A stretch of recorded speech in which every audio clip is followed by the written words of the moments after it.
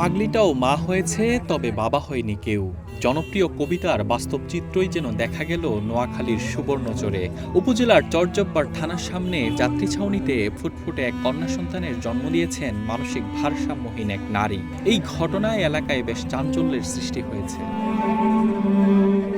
গত শুক্রবার বিকেলে চরজব্বার থানার মোড়ের যাত্রী ছাউনিতে প্রসব ব্যথা ওঠে মানসিক ভারসাম্যহীন ওই নারীর। পরে স্থানীয়দের সহায়তায় সেখানেই জন্ম নেয় একটি ফুটফুটে কন্যা সন্তান। কিন্তু নবজাতকের পিতা কে তা কেউ জানেন না। পাগলির বাচ্চা হয়েছে এই খবর ছড়িয়ে পড়লে উৎসুক মানুষ এসে ভিড় করেন।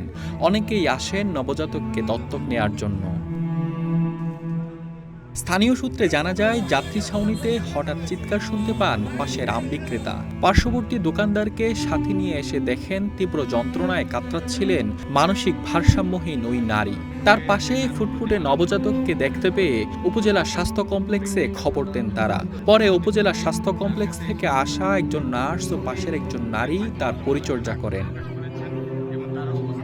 খবর পেয়ে সুবর্ণচর উপজেলা নির্বাহী কর্মকর্তা আকিব উসমান ও উপজেলা সমাজসেবা কর্মকর্তা নুরুন নবী ঘটনাস্থলে আসেন। পরে পুলিশি সহায়তায় ওই নারীকে উদ্ধার করে উপজেলা স্বাস্থ্য কমপ্লেক্সে ভর্তি করা হয়। হাসপাতালের আবাসিক medical officer doctor Zakir Hossain জানান, তাকে দ্রুত গাইনি ওয়ার্ডে ভর্তি করা হয়েছে। নবজাতক ও তার মাকে চিকিৎসা দেওয়া হচ্ছে। বর্তমানে মা ও শিশু দুজনেই সুস্থ আছেন। উপজেলা সমাজসেবা কর্মকর্তা মোহাম্মদ নুরুন নবী বলেন, উপজেলায় একটি শিশু কল্যাণ ট্রাস্ট রয়েছে। সে অনুযায়ী এই শিশুকে কেউ দত্তক নিতে চাইলে দেওয়ার নিয়ম রয়েছে বলেও জানান তিনি। Desk report, one digital desk.